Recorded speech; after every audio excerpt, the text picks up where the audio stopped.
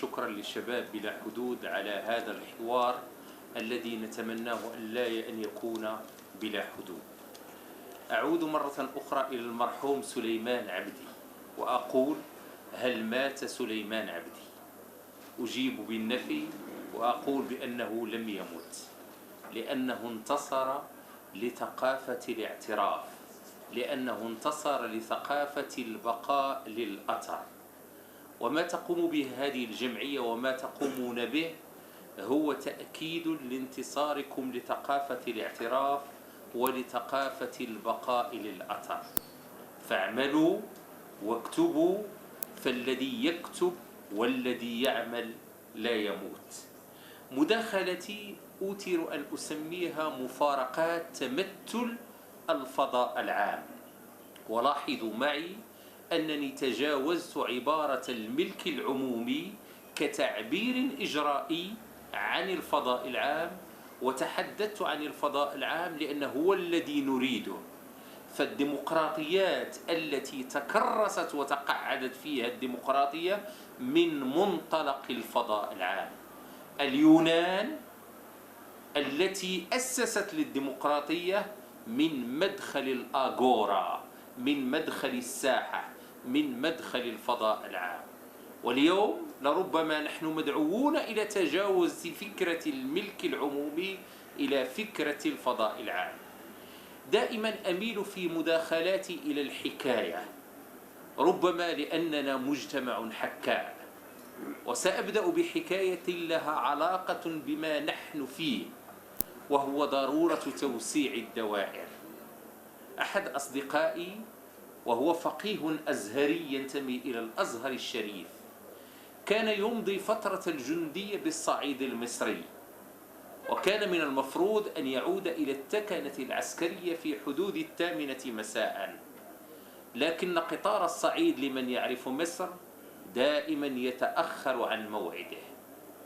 لما تأخر القطار استقبله الضابط المسؤول عنه في ساحة التكنة العسكرية وقال له: كان من المفروض أن تعود في 8، لكنك تأخرت كثيرا، إذن يفترض أن تعاقب بسبب هذه الفعلة.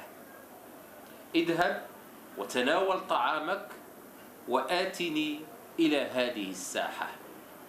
لما جاءه في الساحة قال له الضابط العسكري: قم برسم دائرة. فما كان من الجندي إلا أن امتثل للدرس وامتثل للأمر العسكري. رسم دائرة صغيرة، قال له: ادخل إلى هذه الدائرة. وذلك ما كان، وذهب لحال سبيله إلى صباح اليوم الموالي. جاء عنده الضابط المسؤول عنه، قال له: ما الذي استفدته من هذا الدرس العقابي؟ ماذا كان جواب صديق الفقيه الأزهري؟ ما الذي أجبرني على رسم دائرة صغيرة؟ أنت طلبت مني أن أرسم دائرة، كان بإمكاني أن أرسم الدائرة بملء الساحة. آنئذ يمكن أن أتمشى، يمكن أن أقف، يمكن أن أنام، ولكن بما أنني رسمت دائرة صغيرة ضيقة فقد انفرض علي الليل كله أن أبقى واقفا. أعتقد أن هذا هو إشكالنا في الحياة.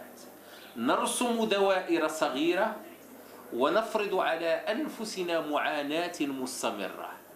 وعندما أتحدث عن الدائرة الصغيرة على مستوى التحليل، على مستوى تمثل الواقع، على مستوى تدبير خلافاتنا العامة، فكيف نتمثل هذا الفضاء العمومي؟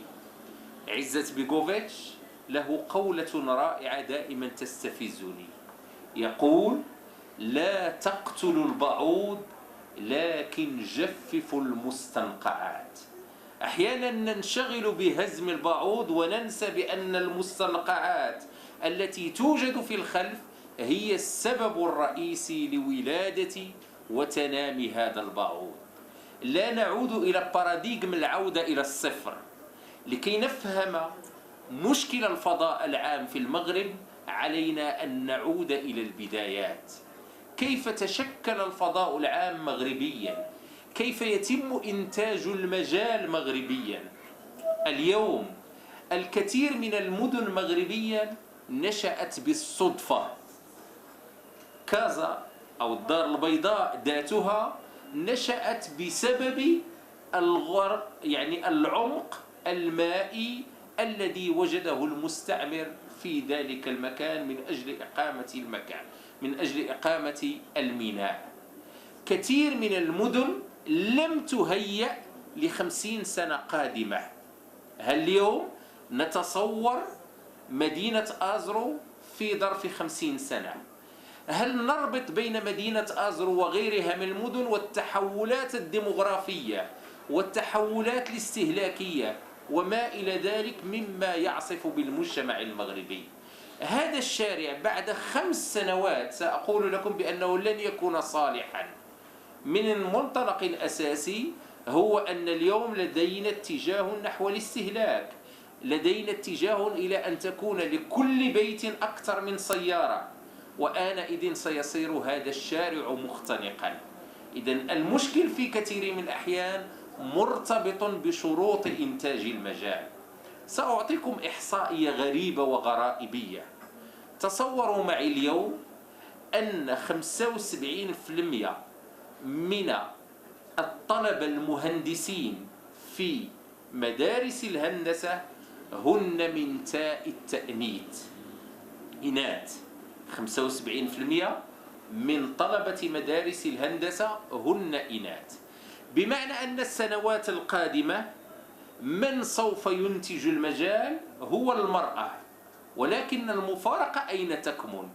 هذه المرأة هي التي ستخطط المدينة مستقبلا، ولكنها اليوم مقصية من هذا المجال، ممنوعة من الصرف في تدبير هذا المجال. إذن المشكل قبل أن يكون قانونيا فهو مشكل ثقافي مرتبط بتصورنا لهذا المجال. ما هي الصورة التي نتمثلها جميعا حول الفضاء العام؟ نسميه بلاد المخزن، نسميه أحيانا بلاد الله، نسميه أحيانا ذلك الملك الذي لا يملكه أحد، نسميه أحيانا الخلا. وهذا التقسيم يتأسس على تقسيم بين الخاص والعام، ولدينا التباس كبير بين حدود العام والخاص، أين يبتدئ الخاص وأين ينتهي العام. وفي هذا الالتباس يكمن المشكل، لأننا ننتمي إلى مجتمع يتأسس على البين بين، l'entre deux. دائما الثقافة البينية حاضرة في كل المسارات.